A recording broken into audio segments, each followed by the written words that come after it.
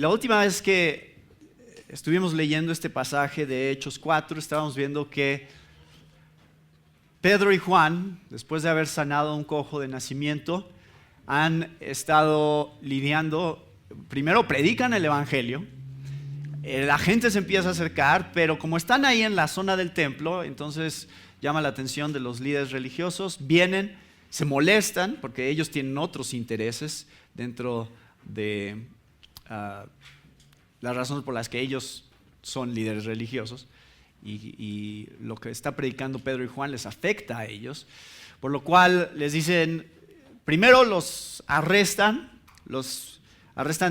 por una noche para poderlos enjuiciar al siguiente día. El Sanedrín los rodea al siguiente día. Básicamente les dicen, a ver, ¿en nombre de quién están haciendo esto de sanar gente? Y ellos dicen, es en el nombre de Jesús, al que ustedes crucificaron, les dice Pedro.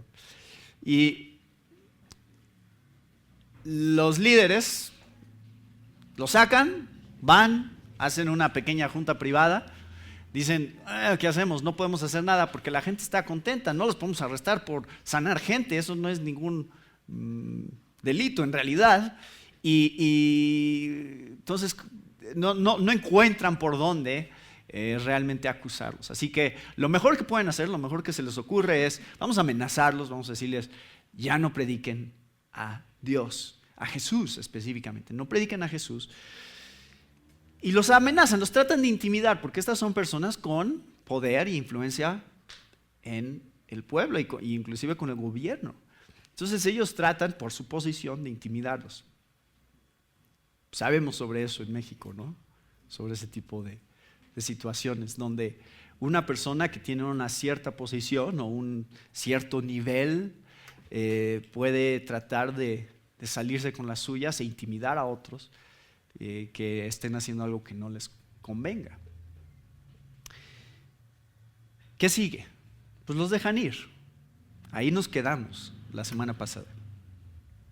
No encuentran nada de qué acusarlos, así que los dejan ir. Y llegamos al versículo 23 de Hechos 4. Dice, ahora les voy a aclarar, en sus boletines y lo que tienen ahí arriba, dice valentía y unidad santa. Y dice versículos 23 al 37. No vamos a ver hasta el 37. Solo vamos a ver hasta el 31. A veces soy demasiado ambicioso cuando estoy planeando cómo se van a dividir. Y hace un mes es cuando me preguntó Sergio cómo se iban a dividir los mensajes. Y dije, sí, creo que se puede cubrir en un domingo esto. No se puede cubrir en un domingo. Vamos a llegar nada más hasta el versículo 31. Hay demasiado ahí en esa parte. Y en 2 semanas vamos a hacer la conclusión del capítulo 4. Entonces, hoy estamos viendo en realidad nada más valentía santa. Unidad santa será otro domingo. Valentía santa, ese es el único tema que vamos a tocar hoy. Dice, y puestos en libertad, vinieron a los suyos y contaron todo lo que los principales sacerdotes y los ancianos les habían dicho. Entonces regresan Pedro y Juan, a lo mejor con el cojo, no sé, ya introducirlo a la familia de Cristo. Decir, mira, tus hermanos y hermanas, otros que hay también que creen en este mismo Jesús que te sanó. ¿Se acuerdan? Había 120 originalmente y ese número fue creciendo, miles y miles y miles, que ahora, de acuerdo a lo que calculábamos la semana pasada, a lo mejor habrían alrededor ya de 15,000 cristianos en Jerusalén a estas alturas, después de solo 2 sermones de Pedro, básicamente. Y entonces, pero se habrían dividido en grupos más pequeños probablemente. Alguno de estos grupos más pequeños es donde regresan Pedro y Juan a contarles lo que ha sucedido. Fíjense que ayer estábamos ahí, fuimos al templo y íbamos nada más a evangelizar, pero de pronto nos encontramos este hombre cojo y Jesús lo sanó, le dio la fe, lo sanó y entonces aprovechamos la ocasión para predicar más acerca de Jesús, que más personas escucharan, porque se empezó a juntar la multitud con el interés que había de ver a este hombre caminando y brincando. Y entonces los líderes religiosos se molestaron con nosotros, ya saben, así como cuando estábamos con Jesús, se enojaban de todo lo que él decía, así también se estaban enojando con nosotros y querían intimidarnos. Básicamente nos encerraron por la noche, pero pues nosotros les dijimos, no vamos a dejar de predicar acerca de Jesús. Aunque tratando de amenazarnos, nosotros dijimos, vamos a seguir predicando valientemente. Eso es básicamente lo que regresan a contarles, la historia. Ahora, esto es lo interesante, lo que viene a continuación, porque lo que viene a continuación es, ¿qué surge después de haber contado esta historia? ¿Qué pasa en la congregación? ¿Qué pasa? Versículo 24. Y ellos, habiéndolo oído, alzaron unánimes la voz a Dios y dijeron. Entonces, vamos a ver primeramente, y este es el único tema de hoy, es lo único que quiero que analicemos del pasaje. ¿De dónde viene el valor? ¿De dónde viene el valor para proclamar el evangelio como Pedro y Juan proclamaron el evangelio sin ser intimidados por personas de mucha influencia? Y recuerden, ellos estaban bien conscientes de que sus vidas estaban en peligro. De hecho, van a matar a algunos de ellos a lo largo de este libro de Hechos. Entonces saben bien el riesgo que representa predicar a Jesús, pero sin embargo lo están haciendo con valor. ¿De dónde viene? Después de haberlos atemorizados, escondiéndose en un cuartito por ahí, después de que mataron a su Mesías y temiendo por sus vidas, después de Pedro haber negado a Jesús 3 veces, cuando una niña le decía, ay, tú eres de ellos. No, yo no soy de ellos. Después de eso, ¿de dónde viene tanto valor para proclamar el evangelio? Y es lo que vamos a ver hoy. Aquí está, en esta oración que hacen toda la iglesia. ¿No es increíble después de una tribulación como esta? ¿Qué hacen? Oran. Esa es su reacción, vamos a orar. Pero lo que oran nos da la clave acerca de dónde viene el valor. Pero número 1, quiero que vean que el valor viene de la oración. El valor viene de la oración. Ellos habían escuchado a Jesús hablar acerca del gran poder que tiene la oración, Mateo 7:7. Pídanme, vengan a mí, yo soy su Padre, yo cuido de ustedes. Eso era lo que Jesús les enseñaba a sus discípulos. Esto fue en el Sermón del Monte, si se acuerdan. Decía, ¿por qué se preocupan? ¿Por qué se afanan? ¿Por qué no nada más vienen a mí, lo ponen en oración y su Padre se va a ocupar de ustedes? Busquen primero el reino de Dios y su justicia y todo lo demás os será añadido. Y Jesús constantemente los estaba animando a acudir a Dios en oración como su Padre, sabiendo que Él cuida de ellos, que tiene preocupación por ellos y por la situación que ellos están viviendo. Entonces, creo que de aquí aprendieron claramente que lo primero que haces cuando estás en tribulación, cuando algo que te amenaza viene a tu vida, vas a Dios, porque Él es tu Padre y se preocupa por ti y tiene cuidado de ti. Entonces, creo que esa es la razón por la cual esto es lo primero que hace la iglesia. Han escuchado esta historia, se dan cuenta del gran peligro que están corriendo al estar proclamando a Jesús y entonces oran. Pero ahora lo que oran es sumamente interesante. Ese va a ser el enfoque de hoy. ¿Qué oran? ¿Cuál es su manera de orar?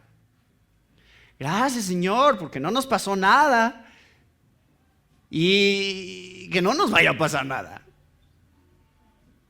¿Por qué no, Señor, nos muestras dónde podríamos trabajar? Que no sea Jerusalén, a lo mejor un lugar un poco más afuera donde no nos molesten. Provéenos nuevos trabajos. Danos otro lugar donde podamos estar como más en paz y no esté en peligro nuestras familias. A ver, aquí es donde empezamos a ver qué es lo que había en sus mentes y sus corazones. Los cristianos valientes tienen un Dios grande. O sea, ¿de dónde viene el valor?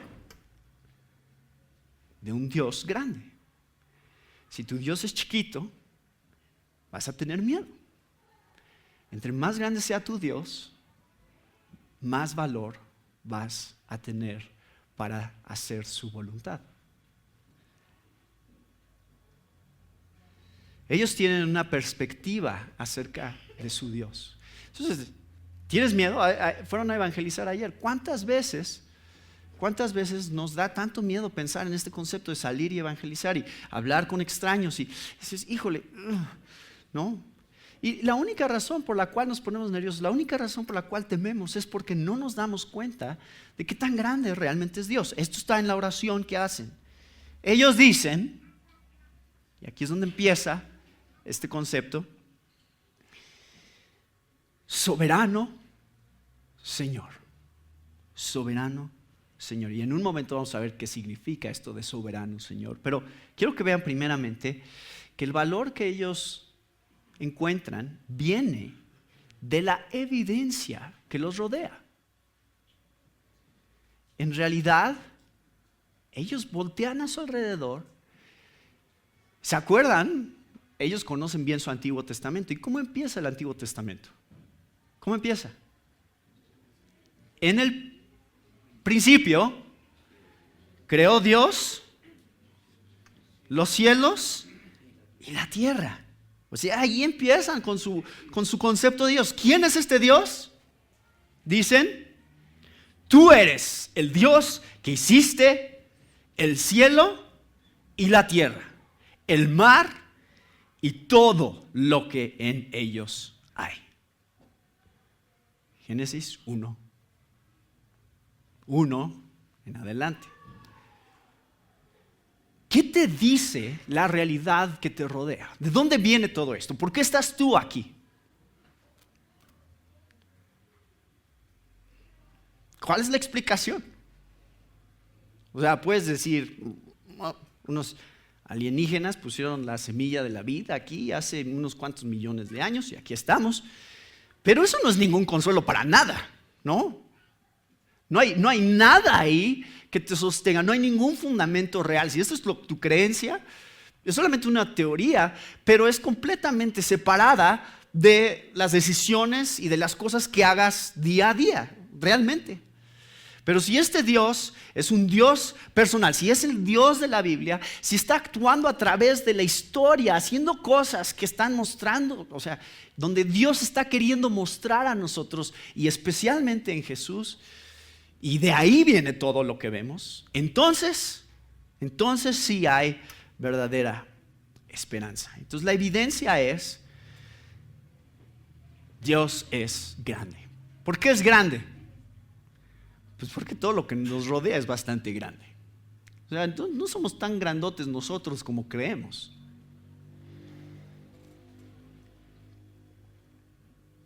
¿Quiénes de ustedes han ido a la playa?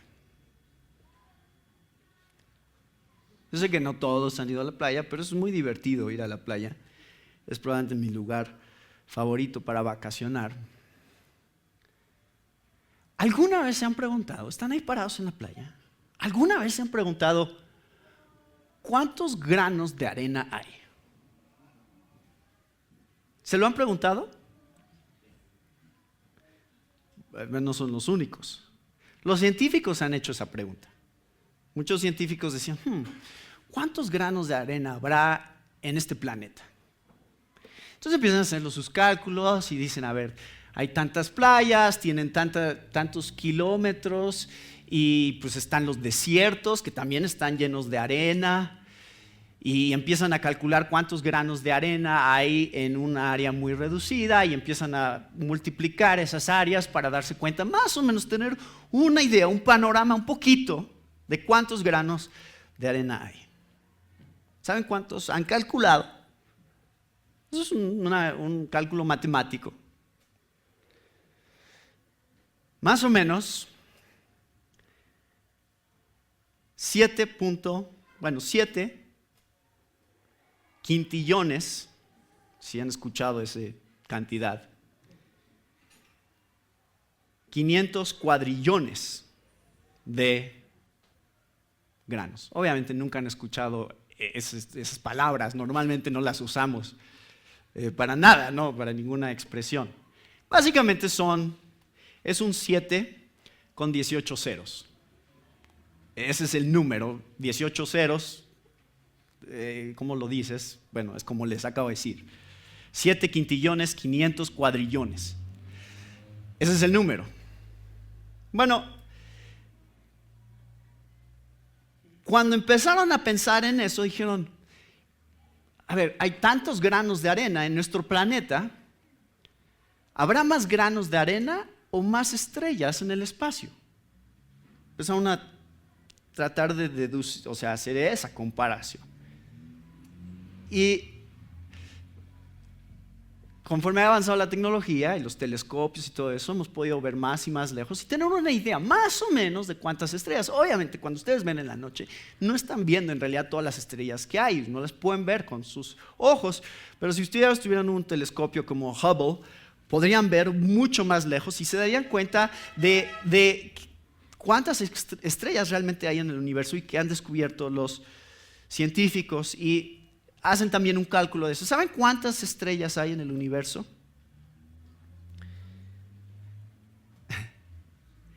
Son 70,000 millones de estrellas. O sea, un 7 con 22 ceros. O sea, acuérdense, eran 18 ceros para los granos de arena, 7 con 18 ceros, 7 con 22 ceros la cantidad de estrellas en el universo. Son números que sobrepasan nuestra capacidad de entender en cantidad. Y eso solamente son los visibles. Eso es a un nivel microscópico y macroscópico, ¿no? ¿Saben qué era lo increíble? Después de pensar en eso, de los mismos científicos, esto es un estudio secular, no lo hicieron los cristianos, lo encontré en internet, unas universidades que quieren pasar su tiempo pensando en esto, dicen, a ver, si nosotros tenemos tantas estrellas y tantos granos de arena, ¿cuánta agua contendría esa cantidad de moléculas que hay en las estrellas del espacio conocido? O sea, 7 con 22 ceros. ¿Cuánta agua contiene esa cantidad de moléculas de H2O? ¿Saben cuánta agua contiene esa cantidad de moléculas como las estrellas del cielo? 10 gotas. 10 gotas de agua, gotas normales, no crean que unas gototas de agua. Unas gotas normales que ustedes pensarían de agua. 10 gotas contienen 7 con 22 ceros de moléculas. Entonces, se dan cuenta de el nivel macroscópico y el nivel microscópico que ¿quién creó? Dios. Muchos de ustedes probablemente han visto este video. Esa es la luna, esa es la luna. Y luego aparece la luna en su diámetro, en el diámetro que tiene, que son 3.500 kilómetros de diámetro. Entonces va de ahí, el siguiente planeta que te muestran es Mercurio, 5.000 kilómetros de diámetro. Después Júpiter, la luna de Júpiter, bueno, no me acuerdo, no vi cuánto dice, 7.000 kilómetros de diámetro. Marte, Venus, 12.500 kilómetros de diámetro. La Tierra tiene un diámetro de 13.000 kilómetros. Y después Kepler, se están comparando otros planetas, 31.000 kilómetros de diámetro. Neptuno, 50.000 kilómetros de diámetro. Urano, 51.000 kilómetros de diámetro. Saturno, 123,000 kilómetros de diámetro. Ese es otro planeta con un código ahí chistoso. 125,000 kilómetros de diámetro, 150,000 kilómetros de diámetro. Júpiter. Tenemos HD no sé qué, 900,000 kilómetros de diámetro. Y después tenemos el Sol, 1,400,000 kilómetros de diámetro. Sirius A, 2,500,000 kilómetros de diámetro. Pollux, 12,800,000 kilómetros de diámetro. Arcturus, 36 millones de kilómetros de diámetro. Bueno, así va a seguir un ratito. 64 millones de kilómetros de diámetro. Rigel, 90 millones. Ahora ya llegamos a unos números que son más difíciles de decir, ¿no? Porque va avanzando ahí medio rápido. Ya estamos en los billones, creo kilómetros de diámetro. Y obviamente tratan de mostrar a escala qué está pasando también, ¿no? En relación. Creo que ese es 2 billones, ¿no? 2,000 millones, sí. Así sigue. Quiero que vean cómo aquí la distancia se va haciendo cada vez más grande hasta que llegamos a un día luz. Ahí está un día luz. Hay un punto, creo que donde estaba el Sol y mostraba cuánto es un segundo, sí, creo que un segundo de tiempo luz. Aquí ya tenemos 10 años luz, 11 años luz, 15, va ampliándose el espacio. Y todos estos días luz. Y cuando vas llegando, creo que es cuando llega ahí es un año luz. Y sí, alcanzan a ver, creo que los que tienen la tele lo van a ver mucho mejor, ¿no? Pero obviamente aquí se sigue incrementando la cantidad de años luz y obviamente las estrellas y las galaxias se siguen, o sea, no hemos visto hasta dónde llega. Esto solamente es hasta donde se ha hecho un cálculo del tamaño del universo, de lo que podemos ver. 20 y tantos mil años luz, Bueno, solo quiero que se den cuenta qué tan insignificantes son o qué tan insignificantes somos. Ahí está la Vía Láctea. Realmente ya lo corté porque ya dije, ya está el punto hecho, ¿no?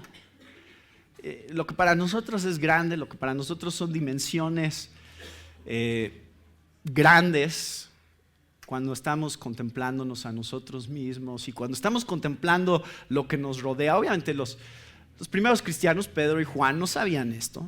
O sea, no tenían una idea de qué tan grande era el universo, pero sí sabían que todo lo que existe fue creado por Dios y evidentemente aquel que creó todas las cosas es mucho, mucho más grande que nosotros. Y Él es nuestro Padre, es con el que nos acercamos con confianza, el que nos está diciendo, vengan a mí, yo tengo cuidado de ustedes. O sea, hay un sentido aquí de seguridad en contemplar la grandeza de Dios cuando estamos orando y poniendo delante de Él nuestras vidas. Entonces les digo toda esta información porque creo que eso es lo que está detrás de esta primera parte de la oración. Señor, tú eres el Dios que hiciste el cielo y la tierra, el mar y todo lo que en ellos hay. ¿Alguna vez les ha costado trabajo creer en los milagros de la Biblia? Que digan,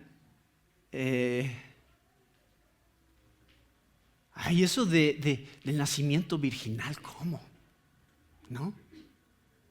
Creo el universo. A ver, ¿qué te cuesta trabajo entender?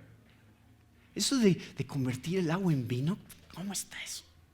¿Puede hacer eso Dios? Creó el universo. Abrir el mar rojo. creó el universo. O sea, si puedes creer que Dios creó el universo, no hay nada que sea imposible de creer de todo lo que hay en este libro. Nada. Y vamos a ver qué es lo que creen acerca de él. Ellos creen en Dios, en la grandeza de Dios, y este es el Dios con el que ellos están hablando. Cuando oramos, hablamos con Dios. Y cuando leemos la Biblia, Dios habla con nosotros. ¿Quién dijo eso? Alguien dijo eso. Sí, Agustín de Hipona. Y esto está aquí en el pasaje, porque esto es exactamente lo que sigue. Que por boca de David, tu siervo. Ahora, ¿han estado leyendo la Biblia estos hombres? Han estado leyendo sus Biblias, porque eso es lo que sale cuando oran. Salen versículos de la Biblia, salen pasajes de la Biblia. Han aprendido a interpretar la Biblia porque, ¿se acuerdan? Estaban los discípulos caminando hacia Emaús, Jesús se apareció y les explicó cómo todo lo que había en la ley y los profetas, Moisés, la ley y los profetas, todo se trataba acerca de él.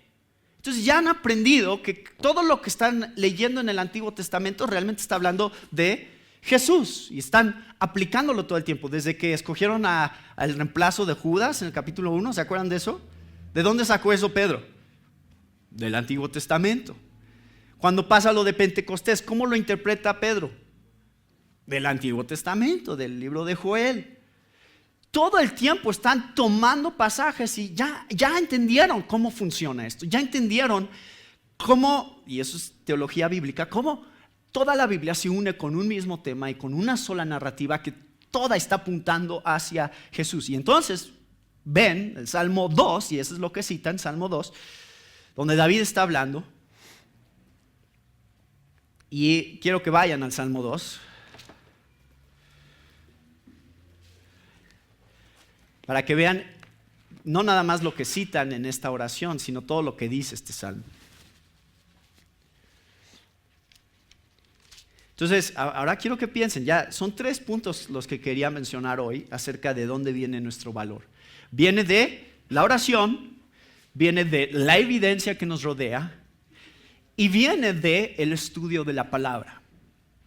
Aquí está claro.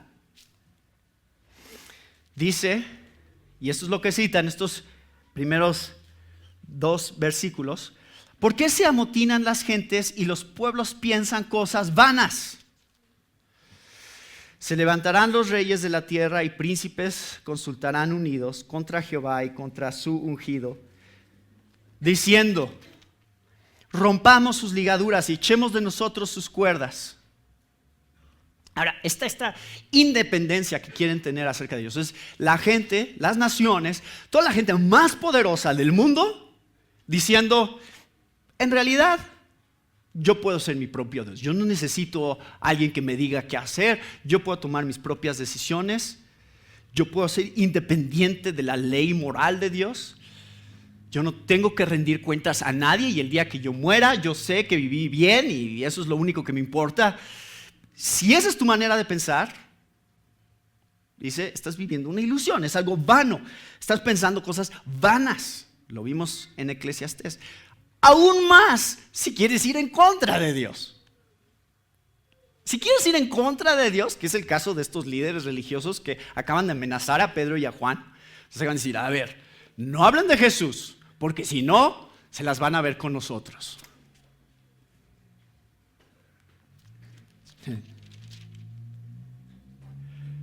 Quieren ir contra Dios.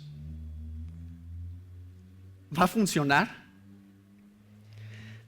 A ver, y les voy a hacer una pregunta, porque esto viene aquí en el Salmo 2. ¿Dios tiene un sentido de humor?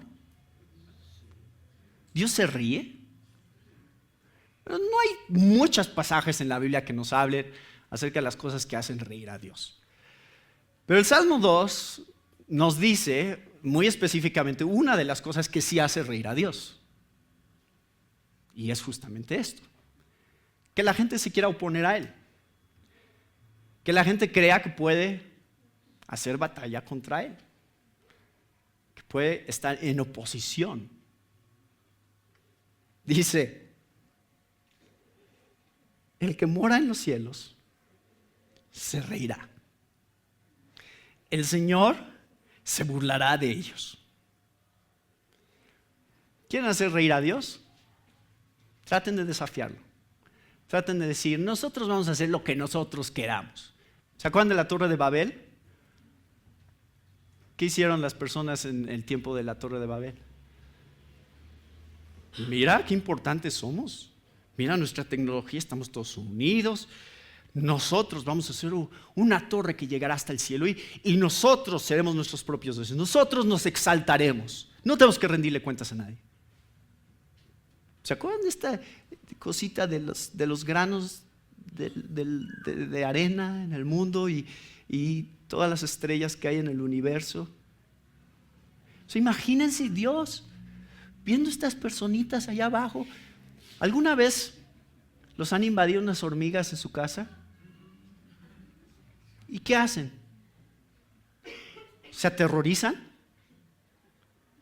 ¿Salen corriendo y queman su casa y buscan otro lugar para vivir? ¿Qué hacen?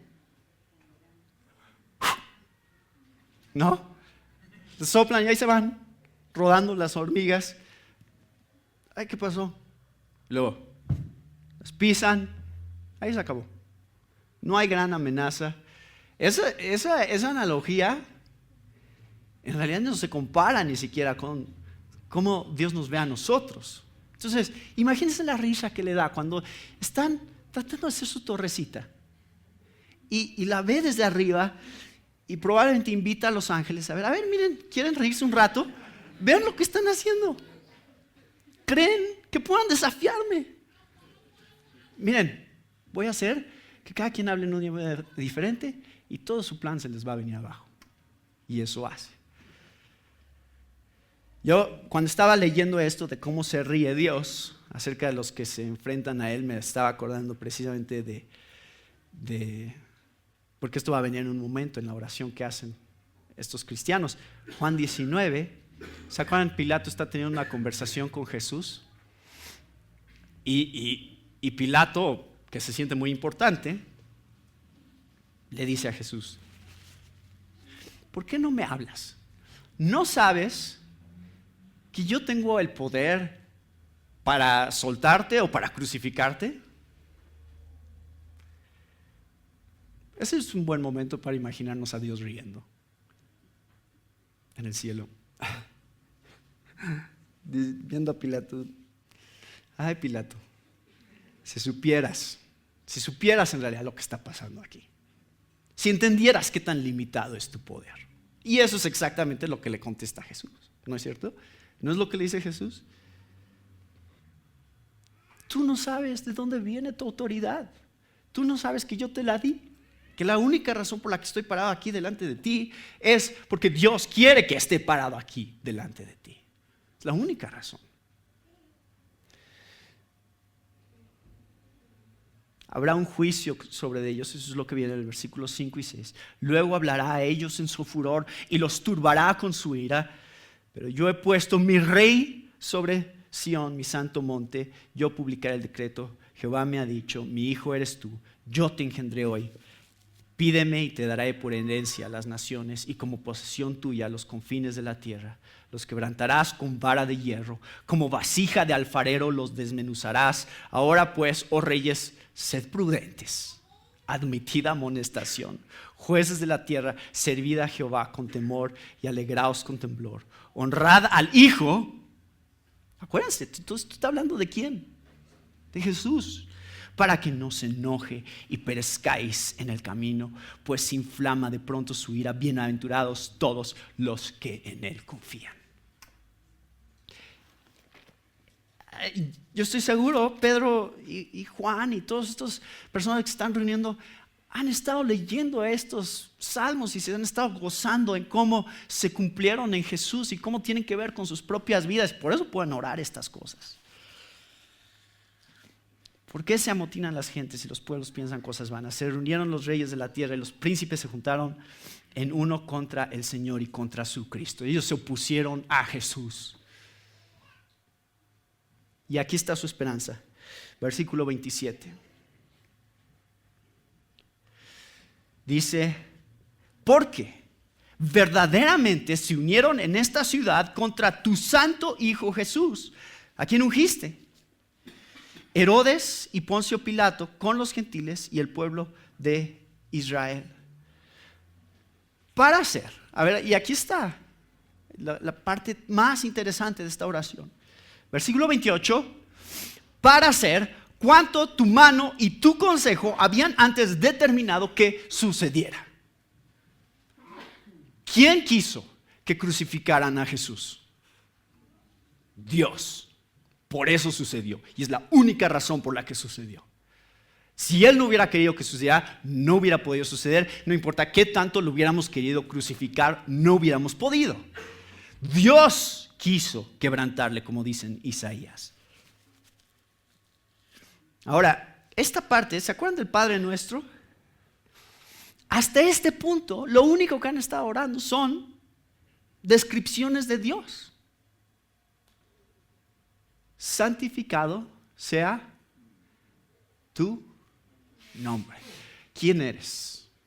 Padre Nuestro que estás en los cielos. Santificado sea tu nombre. Esto es como oran ellos. Oran comenzando nada más hablando de quién es este Dios, qué tan grande es, qué tan soberano es, qué tan tonto e inútil es que la gente se oponga a Él. Y ellos diciendo como, es nuestro papá. Él es nuestro papá. Estamos del lado correcto. El lado que va a ganar al final, ese es el lado con el que estamos. Y sí, Dios estaba absolutamente en control en el momento más oscuro, triste y terrible de toda la historia, en el que todo su mundo se vino abajo. Cuando ellos vieron que su Mesías había sido arrestado y había sido crucificado, el mundo de los discípulos se vino abajo porque todas sus esperanzas estaban en lo que Él podía hacer por ellos. Dijeron, ¿ahora qué? ¿Ahora qué hacemos? No tenían ya esperanza. Imagínense la desesperación, la depresión que entró en ellos después de ese momento. Ahora ellos viendo hacia atrás diciendo, Dios estaba completamente en control de todo lo que sucedió en el momento más oscuro que vivimos, ver a nuestro maestro crucificado. Si Dios estaba absolutamente en control y ahora lo creemos porque lo hemos visto resucitado, entonces ¿no está en control cuando la gente nos amenaza a nosotros también? ¿No está en control cuando nos meten a la cárcel a nosotros también? Ellos tienen completa y absoluta seguridad de que Dios realmente es soberano. Y hasta el versículo 28, en realidad ellos están diciendo, santificado sea tu nombre. Esto es quien eres tú, este es nuestro Dios, nuestro Padre. Y ahora en el versículo 29 dicen su petición, que es, venga tu reino, hágase tu voluntad. Así como se hace en el cielo, que se haga en la tierra. Eso es lo que va a venir en un momento. Pero quiero decirles unas cosas brevemente acerca de esto que está diciendo aquí, de cómo Dios determinó lo que sucedió con Jesús. Número uno, a Dios no le sorprende nada porque Él es el que planea todo lo que sucede. Él predestina cosas. Número dos, los humanos pueden ir, más bien no pueden ir en contra de la voluntad final soberana de Dios. Solamente pueden ir en contra de la voluntad moral temporal de Dios. Lo cual nos lleva al punto número 3. Somos responsables delante de Dios. No podemos ir en contra de Dios, no podemos hacer nada que vaya en contra de su soberanía. Sin embargo, seguimos siendo responsables delante de Él. Y eso estaba en Hechos 2:23, cuando leímos otro sermón de Pedro, donde él dijo, a este entregado por el determinado consejo y anticipado conocimiento de Dios, prendisteis y matasteis por manos de inicuos. O sea, ¿son culpables? Pues sí, son culpables. Ustedes son inicuos, son gente mala porque crucificaron al Hijo de Dios. Hicieron lo peor que podría haber hecho un ser humano, matar al Hijo de Dios. Eso es lo que hicieron. Y ustedes son responsables delante de Dios, por eso se tienen que arrepentir. Si no fuéramos moralmente responsables delante de Dios por haber quebrantado su ley, entonces Dios no nos podría condenar. No tendríamos que arrepentirnos de nuestros pecados para ser reconciliados con Él. Pero el hecho es que somos responsables, absolutamente responsables delante de Él.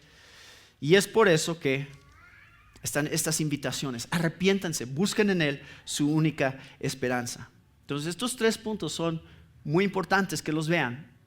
1, Dios no se sorprende. 2, los seres humanos no pueden ir en contra de la voluntad final y absoluta de sus propósitos soberanos. Y número 3, somos responsables delante de Dios. ¿Cómo funciona todo esto junto? Hay varios libros sobre eso. Soberanía de Dios, responsabilidad humana, libre albedrío, predestinación, todos esos temas son muy interesantes de leerlos. No escogemos entre esos temas, simplemente los aceptamos cuando los vemos. Así funciona. Mi mente no está por encima de la Biblia, mi mente está por debajo de la Biblia. Entonces, si yo no lo entiendo, el problema está en mi capacidad, no en la veracidad de la Biblia. Pero esto es la realidad de lo que estamos leyendo delante de nosotros, que creían firmemente los apóstoles. Dios estaba en control. Y quiero decir nada más que esto de la soberanía de Dios debe tener el fruto en nuestras vidas de valor. O sea, cuando hablamos de la soberanía de Dios, cuando hablamos que todo está en control, que Dios sabe hacia dónde van todas las cosas, tú puedes huir de eso. Tú puedes decir, yo no quiero un Dios así, me voy en la dirección contraria. O puedes correr hacia ese Dios que está en control de todas las cosas y decir, yo quiero que tú seas mi Dios, porque tú al final sabes cómo las cosas van a funcionar y tú vas a determinar cómo van a funcionar las cosas. Yo quiero estar de tu lado. Yo quiero ser tu hijo. Yo no quiero rebelarme contra ti. Yo quiero ser parte de tu plan. Yo quiero que me uses para tu gloria. Y no, todos de alguna manera glorificarán a Dios al final, porque en el juicio que Dios haga contra aquellos que sean condenados, Dios será glorificado en su justicia. Pero yo no quiero ser esa categoría. Yo sí quiero ser de los que glorifican a Dios en la gracia y en el perdón que experimenté y en su misericordia. Entonces, la soberanía puede tener 2 posibles reacciones. Una, confianza, valor. Y la otra, que tristemente vemos a veces cuando hablamos del tema de la predestinación y de la soberanía de Dios, es temor e indiferencia. Temor porque a veces la gente dice, pues Dios escoge, entonces no soy yo. Entonces, ¿qué tal si yo no soy de los escogidos? ¿Qué tal si Dios no me escogió a mí? Y empiezan a tener temor porque están pensando que a lo mejor, como no es de ellos, como es una cosa de Dios, entonces a lo mejor ellos no están incluidos en los escogidos, los elegidos. ¿Está diseñado la doctrina de la soberanía de Dios para causar eso en nosotros? No está diseñada para causar eso. No está diseñada para causar temor en ustedes. Está diseñada para crear confianza en ustedes. Si creo es porque Dios me escogió. Así es como tienes que pensar, no, ¿qué tal si no me escogió? No, esa no es la pregunta, ¿crees? Es la pregunta. ¿Crees en Dios? ¿Crees en lo que Jesucristo hizo por ti? Esa es la pregunta, la única que te tienes que hacer. Si la respuesta es sí, si tú crees el Evangelio, si el Evangelio es algo precioso, un tesoro en tu vida, déjame decirte que hay detrás de eso. Dios te escogió. Y para otros crea un sentido de libertinaje, ¿no? Porque dicen, pues Dios está en control de todas las cosas y Dios hace lo que quiere. Entonces, no voy a ir a ver televisión. Porque pues al fin y al cabo Dios hace lo que quiere, ¿no? ¿Para qué voy a evangelizar si Dios ya va a salvar a los que Él quiere salvar? Entonces, ¿yo qué tengo que hacer? Entonces, estas dos reacciones de temor e indiferencia entre la doctrina y la soberanía de Dios son erróneas, o sea, son reacciones que no deberíamos de tener. Aquí los apóstoles, eso es lo que está provocando en ellos. Ay, Dios es soberano, vamos a mejor escondernos en nuestra casa que persigan a otros. Al fin Él puede salvar a la gente que quiera, ¿no? ¿Eso hicieron los discípulos? No. Dijeron, a ver, ¿cómo eres soberano? ¿Cómo eres soberano? Dice, mira, Señor, sus amenazas y concede a tus siervos que con todo denuedo hablen tu palabra. ¿Cómo eres soberano? Sabemos que nos vas a dar el valor para hacer lo que tenemos que hacer. ¿Cómo vas a salvar a esta gente? No sabemos, Señor. Usa lo que tengas que usar, haz lo que tengas que hacer, mientras extiendes tu mano para que se hagan sanidades y señales y prodigios mediante el nombre de tu santo Hijo Jesús. Como tú quieras validar nuestro mensaje, hazlo. Pero al final, que escuchen acerca de Jesús.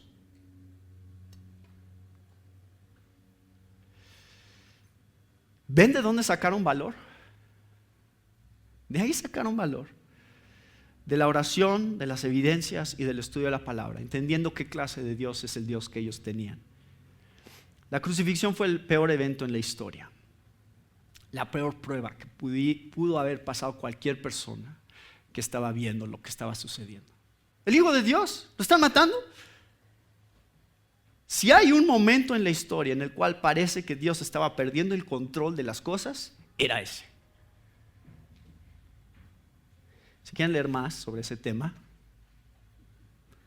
este libro, Pecados Espectaculares, de John Piper, es uno de mis libros favoritos. Hace un recorrido por algunos de los pecados más espectaculares que hay en la Biblia, obviamente culminando y diciendo la crucifixión de Jesús fue el pecado más espectacular de todos. Y en el libro habla acerca de cómo Dios estaba en control todo el tiempo y Dios sabía por qué estaba permitiendo que sucediera todo el tiempo. Todas las cosas que sucedían a lo largo de toda la historia, desde que Adán y Eva se rebelaron en el huerto de Edén, cuando José fue vendido por sus hermanos, todas las cosas, Dios estaba en control. Es lo mismo que creían estos apóstoles. Aquí queda clarísimo. Entonces, imagínense, ellos están ahí diciendo, uy, tuvimos una prueba. ¡Qué miedo! Pues sí, humanamente qué miedo. Piensa tantito quién está en control y no vas a tener miedo más. Tantito piensa qué tan grande es Dios. Tantito piensa qué tan en control está de todas las cosas. Eso te va a dar valor para enfrentar lo que sea. Pues, cristianos a lo largo de toda la historia han enfrentado lo que sea. Que maten a sus familiares, que los metan a la cárcel, que los despojen de sus casas, que quemen sus iglesias. Toda clase de cosas han enfrentado, sabiendo que Dios sabe por qué y hacia dónde va todo. ¿Cuál es el resultado? Versículo 31. Cuando hubieron orado, el lugar en que estaban congregados tembló y todos fueron llenos del Espíritu Santo. ¿Pero cuál es el resultado? Esto es muy parecido a lo que pasó en Pentecostés, ¿se acuerdan? Oran, estaban orando en el capítulo 1, después llegó Pentecostés y hubo una señal. Aquí están orando, después hubo una señal, son llenos del Espíritu Santo. ¿Y cuál es el resultado? Hablaron con denuedo la palabra de Dios. Eso también va a venir en el versículo 33. Con gran poder los apóstoles daban testimonio de la resurrección del Señor Jesús y abundante gracia era sobre todos ellos. Dios quería darles una evidencia. Sí, estoy con ustedes. Mi espíritu está con ustedes. La prueba, hubo una prueba visible, sí, tembló. Pero la prueba principal de que Dios estaba con ellos empezaron a hablar. Empezaron a hablar sin temor de quién era Jesús. Ellos estaban seguros que ya había resucitado, ellos ya lo habían visto, ya tenían esta confianza y ahora sabían que no nada más había resucitado, sino que seguía con ellos. Su espíritu que había prometido había descendido. Y lo que quiero que vean aquí es que el evento de Pentecostés no es único. Vuelve a pasar, lo mismo que pasó en Pentecostés, volvió a pasar aquí. Fueron llenos del espíritu y predican con valor. Se va a seguir repitiendo esto. Pentecostés solamente es el primero de muchas situaciones en las cuales desciende el Espíritu sobre de su gente para que predique a Jesús. ¿Cuál es nuestra oración como iglesia? ¿Podemos ser valientes? ¿O nos van a intimidar?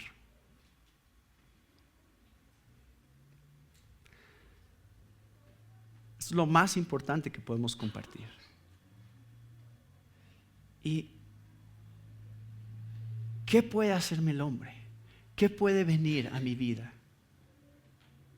que me pueda derrotar? Romanos 8 dice: considero que las aflicciones del tiempo presente no son comparables con la gloria venidera que nosotros han de manifestarse. Y termina diciendo: no hay nada, ni al presente, ni en el futuro, ni principados, ni potestades, ni tribulación, ni angustia, ni peligro, ni persecución, ni desnudez. Nada creado nos puede separar del amor de Dios que es en Cristo Jesús. ¿Quién conoce la mente del Señor? ¿Quién le puede dar consejos a este Dios de cómo hacer las cosas? Él sabe cómo van todo, hacia dónde va todo. Romanos 11 termina así: de Él, por Él y para Él son todas las cosas. A Él sea la gloria, y para eso existimos, para su gloria. Entonces nuestra oración es: Señor, ayúdanos a entender que eres más grande de lo que imaginamos. Ayúdanos a entender que eres más poderoso de lo que sabemos, para que eso nos dé confianza de seguirte sirviendo fiel.